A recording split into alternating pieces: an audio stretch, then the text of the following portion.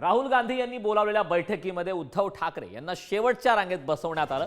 आदित्य ठाकरे आणि संजय राऊत यांनाही 6व्या रांगेत स्थान दिलं। राहुल गांधी यांनी मतदार घोटाळ्यावर प्रेझेंटेशन दिले तेव्हा उद्धव ठाकरे, आदित्य ठाकरे आणि संजय राऊत शेवटच्या रांगेत बसले होते। काँग्रेसनं महाराष्ट्राचा अपमान केलाय असं यावेळी आशिष शेलार यांनी म्हटलं। याच्यावर त्यांनाच भूमिका घ्यायला लागेल। मला कुठे बसवलं आणि मला का बरोबर घेतलं नाही आणि मी बाजूला का नाही, या सगळ्यावर शहाणपण उद्धवजींनाच आणि त्यांच्या पक्षाला सुचू अशी अपेक्षा आहे।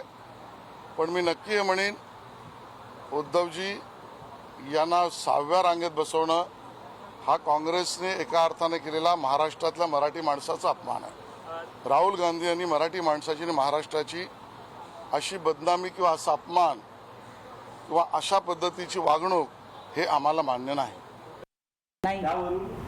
चुकीचं आहे। टीका आहे, भंपक लोक आहेत। आम्ही घरी गेलो आहे, समोर स्क्रीनवरती काही प्रेझेंटेशन होतं। स्क्रीनवरती उद्धवजींना पुढे बसवलं।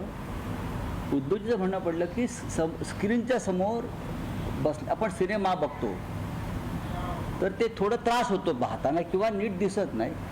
आम्हाला हे पाठीमागून जाऊन आम्ही सगळेच गेलो पाठीमागे, लेकिन उद्धव जी उसमें से टेक्निकल और डिजिटल बातों में थोड़े माहिर है। तो यहाँ ठीक से दिखेगा नहीं, इथून नीट दिसणार नाही, ते मागे आहे। हास्यास्पद आहे, अगदीच बालिश आरोप आहे।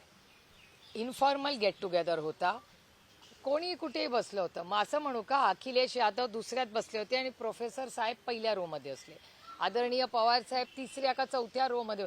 असं काही बसण्याची सिस्टम नव्हती, तो काही प्रोटोकॉलचा कार्यक्रम नव्हता। आम्हाला सहकुटुंब आम्हाला एकत्र जेवण्यासाठी बोलवलं होतं, त्याच्यामुळे त्याच्यात एक प्रेझेंटेशन होतं। ज्याला जिथे वाटलं तिथे तो बसला। तो काय सरकारी कार्यक्रम नव्हता, तो घरगुती कार्यक्रम होता। आणि मला विचाराल तर उद्धवजी सगळ्यात चांगल्या सीटमध्ये बसले होते, कारण का त्या स्क्रीन पासून अंतर ठेवून बरोबर मधली सीट उद्धवजींची होती।